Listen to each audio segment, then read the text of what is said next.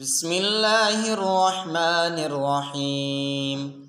ويل للمطففين الذين إذا اكتالوا على الناس يستوفون وإذا كالوهم أو وزنوهم يخسرون.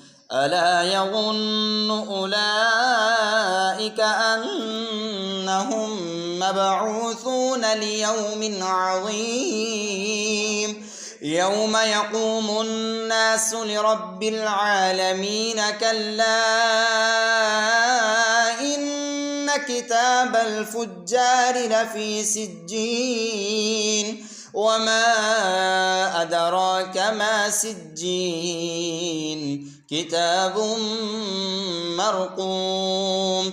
ويل يومئذ للمكذبين الذين يكذبون بيوم الدين وما يكذب به إلا كل معتد عثيم.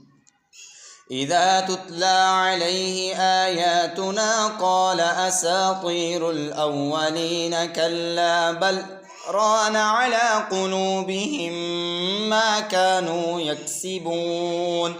كلا إنهم عن ربهم يومئذ لمحجوبون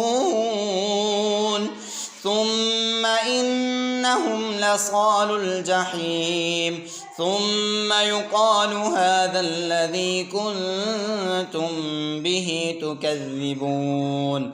كلا إن كتاب الأبرار لفي عليين وما أدراك ما عليون كتاب مرقوم يشهده المقربون.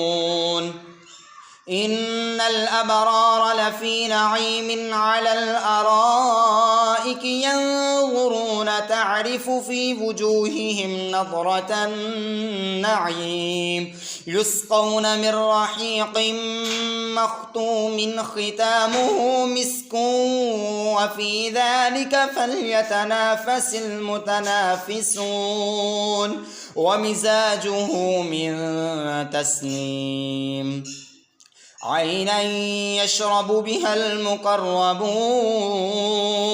إن الذين أجرموا كانوا من الذين آمنوا يضحكون وإذا مروا بهم يتغامزون وإذا انقلبوا إلى أهلهم انقلبوا فكهين وإذا رأوهم قالوا إن هؤلاء لضالون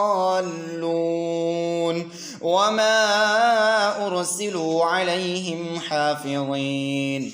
فاليوم الذين آمنوا من الكفار يضحكون على الأرائك ينظرون هل ثوب الكفار ما كانوا يفعلون.